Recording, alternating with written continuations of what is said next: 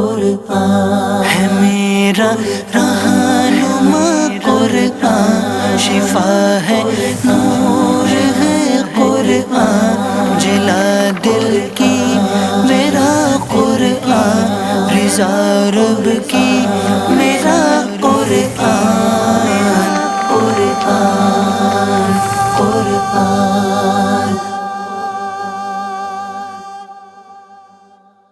الحمدللہ رب العالمین والصلاة والسلام علی سید المرسلین، اما بعد فاعوذ باللہ من الشیطان الرجیم، بسم اللہ الرحمن الرحیم۔ الصلاة والسلام علیک یا رسول اللہ وعلی آلک واصحابک یا حبیب اللہ، الصلاة والسلام علیک یا نبی اللہ وعلی آلک واصحابک یا نور اللہ۔ میٹھے میٹھے اسلامی بھائیوں اور مدنی چینل کے ناظرین، وقت ہوا ہے قرآن کے ایک خوبصورت واقعے کے سننے کا۔ جی ہاں، سلسلے کا نام ہے ایک قصہ ہے قرآن سے۔ قرآن ہے میرا رہنما قرآن، شفا ہے نور ہے قرآن، جلا دل کی میرا قرآن، رضا رب کی میرا قرآن، قرآن قرآن۔ آج ایسے انوکھے پرندوں کی بات ہونی ہے جو ذبح ہو کر پھر زندہ ہو گئے۔ جی ہاں، یہ عجیب و غریب واقعہ قرآن پاک میں موجود ہے۔ آئیے توجہ کے ساتھ اس واقعے کو سنتے ہیں۔ حضرت ابراہیم خلیل اللہ علیہ نبینا علیہ الصلوۃ والسلام نے ایک مرتبہ خداوند قدوس کے دربار میں یہ عرض کیا کہ یا اللہ تو مجھے دکھا دے کہ تو مردوں کو کس طرح زندہ فرمائے گا۔ اللہ تعالیٰ نے فرمایا کہ اے ابراہیم، کیا اس پر تمہارا ایمان نہیں ہے؟ تو آپ نے عرض کیا کہ کیوں نہیں، میں اس پر ایمان تو رکھتا ہوں، لیکن میری تمنا یہ ہے کہ اس منظر کو اپنی آنکھوں سے دیکھ لوں تاکہ میرے دل کو قرار آ جائے۔ تو اللہ تعالیٰ نے فرمایا کہ تم 4 پرندوں کو پالو، ان کو خوب کھلا پلا کر اچھی طرح ہلا ملا لو، پھر تم انہیں ذبح کر کے اور ان کا قیمہ بنا کر اپنے گرد و نواح کے چند پہاڑوں پر تھوڑا تھوڑا گوشت رکھ دو، پھر ان پرندوں کو پکارو تو وہ پرندے زندہ ہو کر دوڑتے ہوئے تمہارے پاس آ جائیں گے اور تم مردوں کے زندہ ہونے کا منظر اپنی آنکھوں سے دیکھ لو گے۔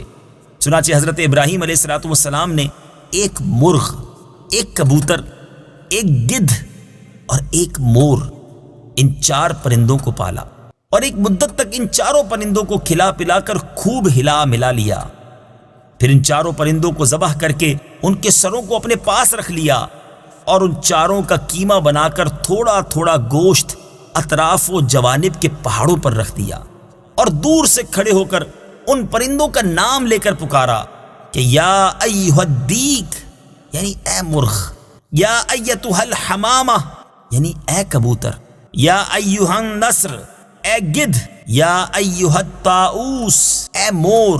آپ کی پکار پر ایک دم پہاڑوں سے گوشت کا قیمہ اڑنا شروع ہو گیا اور ہر پرند کا گوشت پوشت ہڈی پر الگ ہو کر 4 پرند تیار ہو گئے، اور وہ 4 پرندے جو تھے بلا سروں کے، جی ہاں سر تو حضرت ابراہیم علیہ الصلوۃ والسلام کے پاس تھے، تو وہ 4 پرندے بلا سر کے دوڑتے ہوئے حضرت ابراہیم علیہ الصلوۃ والسلام کے پاس آ گئے اور اپنے سروں سے جڑ کر پھر دانہ چگنے لگے اور اپنی اپنی بولیاں بولنے لگے، اور حضرت ابراہیم علیہ الصلوۃ والسلام نے اپنی آنکھوں سے مردوں کے زندہ ہونے کا منظر دیکھ لیا اور ان کے دل کو اطمینان و قرار مل گیا۔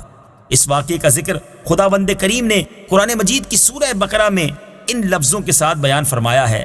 چنانچہ پارہ 3 سورہ بقرہ آیت نمبر 260 میں بیان ہوتا ہے۔ آئیے تلاوت قرآن مجید اور ترجمہ قرآن مجید سنتے ہیں۔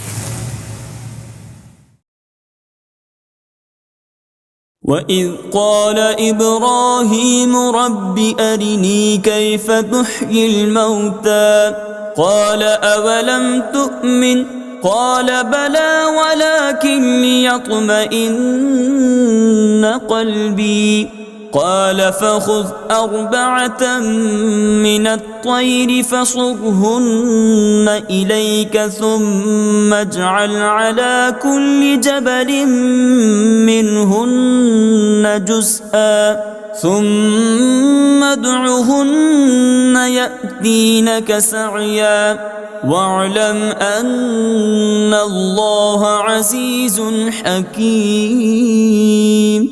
ترجمہ: اور جب ابراہیم نے عرض کی اے میرے رب تو مجھے دکھا دے کہ تو مردوں کو کس طرح زندہ فرمائے گا، اللہ نے فرمایا کیا تجھے یقین نہیں؟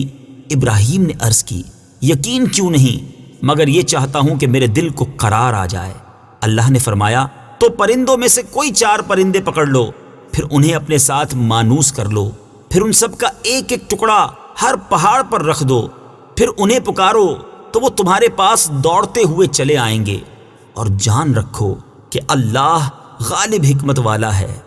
میٹھے میٹھے اسلامی بھائیوں، آپ نے یہ واقعہ سنا، قرآن کی تلاوت بھی سنی اور ترجمہ بھی سنا۔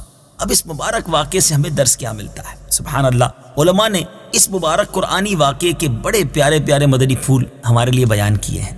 4 پرندوں کا کیما بنا کر حضرت ابراہیم علیہ السلام نے پہاڑوں پر رکھ دیا، پھر اللہ تعالیٰ کا حکم ہوا کہ ثم ادعہن، یعنی ان مردہ پرندوں کو پکارو۔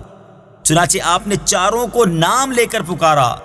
اس سے تو یہ مسئلہ ثابت ہو گیا کہ مردوں کو پکارنا شرک نہیں ہے، کیونکہ جب مردہ پرندوں کو اللہ تعالیٰ نے پکارنے کا حکم فرمایا اور ایک جلیل القدر پیغمبر نے ان مردوں کو پکارا تو یہ ہرگز ہرگز شرک نہیں ہو سکتا، کیونکہ خداوند کریم کبھی کسی کو شرک کا حکم نہیں دے گا، اور نہ کوئی نبی ہرگز ہرگز کبھی شرک کا کام کر سکتا ہے۔ تو جب مرے ہوئے مردوں کو پکارنا شرک نہیں، تو اللہ کے ولیوں اور شہیدوں کو جو دنیا سے پردہ فرما چکے ہیں انہیں پکارنا کیسے شرک ہو سکتا ہے؟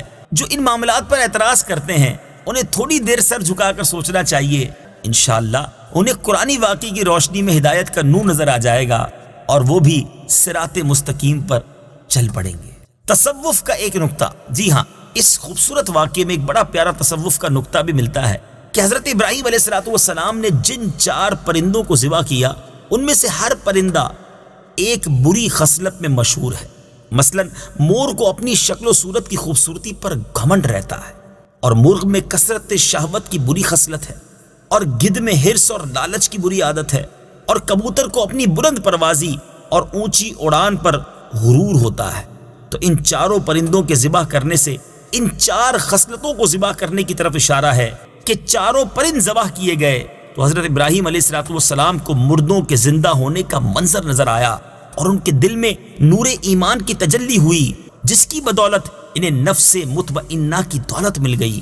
تو جو شخص یہ چاہتا ہے کہ اس کا دل زندہ ہو جائے اور اس کو نفس مطمئنہ کی دولت نصیب ہو جائے، تو اس کو چاہیے کہ مرغ ذبح کرے، یعنی اپنی شہوت پر چھری پھیر دے، اور مور کو ذبح کرے، یعنی اپنی شکل و صورت اور لباس کے گھمنڈ کو ذبح کر ڈالے، اور گدھ کو ذبح کرے، یعنی حرص اور لالچ کا گلا کاٹ ڈالے، اور کبوتر کو ذبح کرے، یعنی اپنی بلند پروازی اور اونچے مرتبوں کے غرور پر چھری چلا دے۔